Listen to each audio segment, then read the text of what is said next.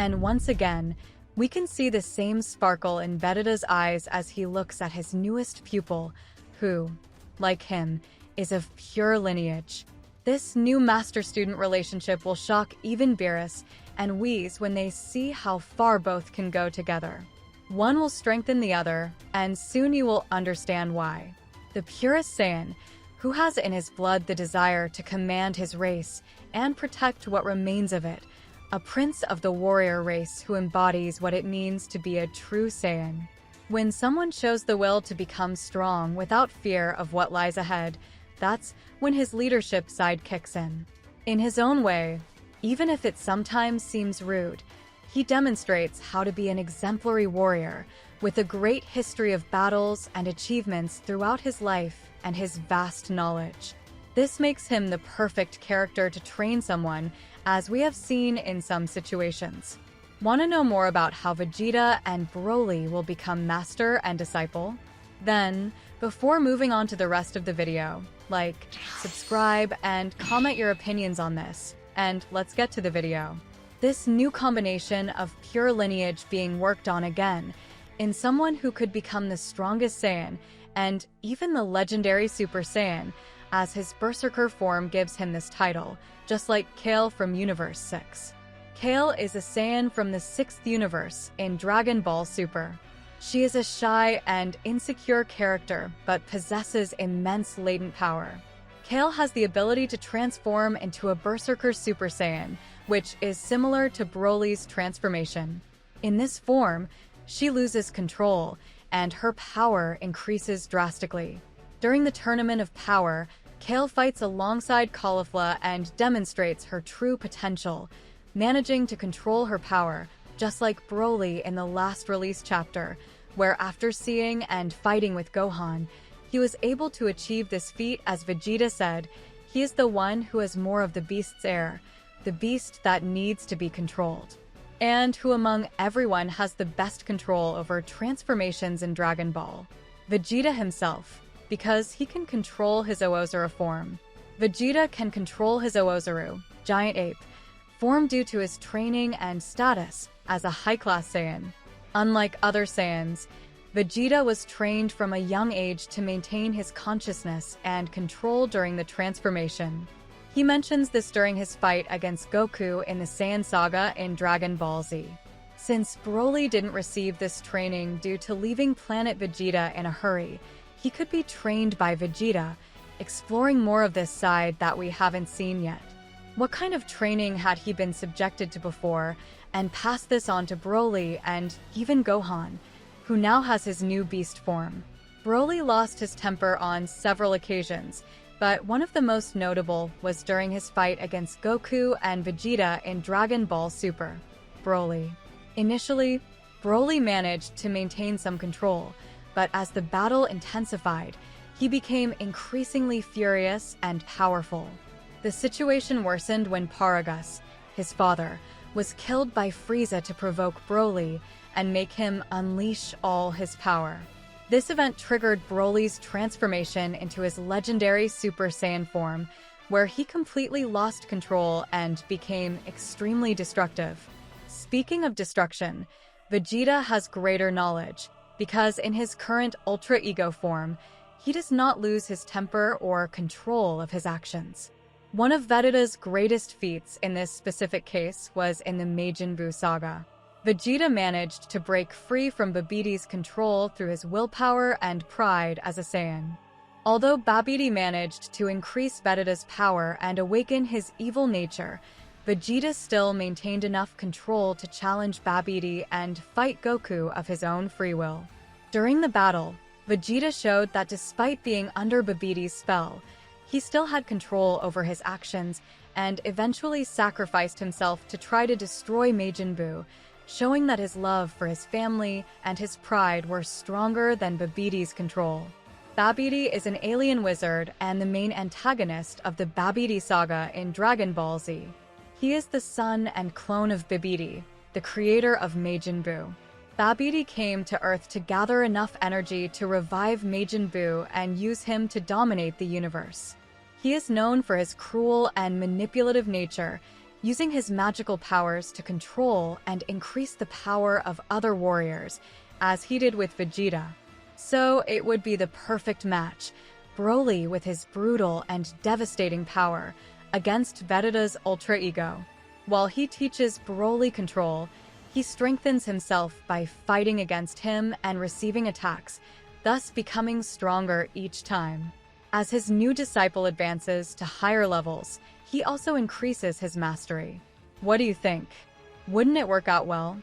The result of this training would surprise Beerus and Whis, especially Beerus, seeing how fast Vegeta advanced in his new form and Broly's devastating power, who could become the warrior Beerus was waiting for. Who knows? Share your opinions on this.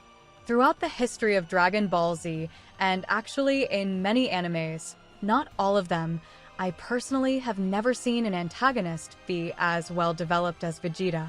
I believe that if they made a saga just about him, fans wouldn't mind. His development so far has given us a vast range of options and stories to be developed, even with his rough and raw nature with those he has affection for. Inside, he only wants one thing, for people to gain enough strength to protect themselves. And so it has been with many characters who have come under Vegeta's tutelage, like Trunks and Cabba. He is a Saiyan from the 6th universe, and part of the Sadala Defense Force. Planet Sadala is the original home planet of the Saiyans in both the 6th and 7th universes in Dragon Ball. In the 7th universe, the planet was destroyed due to internal conflicts among the Saiyans, leading the survivors to move to Planet Plant, which was later renamed Planet Vegeta. In the 6th universe, Planet Sadala still exists and is ruled by King Sadala. It is home to the Sadala Defense Force, a group of Saiyans who protect the universe from threats.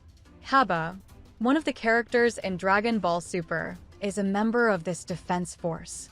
Cabba is known for his youthful appearance and spiky hair, similar to Gohan's in the Majin Buu saga. He is selected by Kampa to participate in the tournament against Beerus' team. During the tournament, Cabba meets Goku and Vegeta and discovers that they are also Saiyans. Vegeta becomes his mentor and helps him transform into a Super Saiyan. Cabba is a humble and respectful character, contrasting with the more aggressive nature of the Saiyans in the 7th universe. He also teaches Caulifla to transform into a Super Saiyan during the universe survival saga, passing on the teachings of his master, Vegeta. During the Tournament of Power in Dragon Ball Super, Vegeta protected Cabba in several ways. One of the most notable was when he inspired Cabba to become stronger, reminding him of the promise to revive Universe 6 if it were erased. Vegeta also intervened directly in battles to help Cabba, such as when he fought Mona to protect his disciple. Additionally, Vegeta achieved the Super Saiyan Blue evolution transformation during the tournament, which significantly increased his power. This transformation was motivated, in part, by the promise he made to Cabba. Here we see how seriously Vegeta takes training his disciples, dedicating himself to the maximum and showing that he cares a lot. Currently, in the Dragon Ball Super manga, Vegeta is using a new transformation called Ultra Ego. This form was achieved through his training with Beerus, the god of destruction, and allows Vegeta to increase his power by embracing his destructive nature and abandoning his sense of morality. During the fight against Granola, Vegeta demonstrated the power of Ultra Ego, which grows stronger the more intense the battle. This transformation is one of the most powerful that Vegeta has ever achieved and puts him at a power level comparable to the gods. Now, because of this transformation, he needs to train his body as well as his mind. So who better to play this role than his new pupil, Broly, who, in terms of brute strength, is second to none. Broly made his appearance in Dragon Ball Super in the film titled Dragon Ball Super, Broly. In this movie, Broly is reintroduced as a Saiyan exiled on planet Vampa by order of King Vegeta, who feared Broly's immense power. Unlike his previous version, Broly is portrayed as a more naive and gentle character due to his isolated life. In the movie, Broly is rescued by Chilai and Limo, members of Frieza's force, and taken to Earth to face Goku and Vegeta. During the battle, Broly demonstrates incredible power, transforming into a Super Saiyan and even his legendary Super Saiyan form. The fight is intense and culminates with Goku and Vegeta fusing to form Gogeta, who eventually defeats Broly. After the battle, Broly is saved by Goku, who helps him settle on Vampa with Chilai and Limo, showing a more human and compassionate side of the character. After all this, he is taken to Beerus planet in Dragon Ball Super, Superhero. In the movie, Broly is seen training with Goku and Vegeta on Beerus planet under Whis' supervision. The idea is for Broly to better control his immense power and learn to fight more efficiently. Broly's presence on Beerus planet also serves to keep him away from Frieza, who still poses a threat. Additionally, Chilai and Limo, who rescued Broly in the previous movie, are also on the planet, with Limo working as a cook for Beerus. So, we have all the cards on the table, and it's up to them to know how to use them. Vegeta and Broly can really join forces and take flight. We all see how happy Vegeta is when training someone and how he enjoys it and feels he was born for it. It almost seems like he is more suited for the role of an angel, who is a helper, rather than a god of destruction, doesn't it?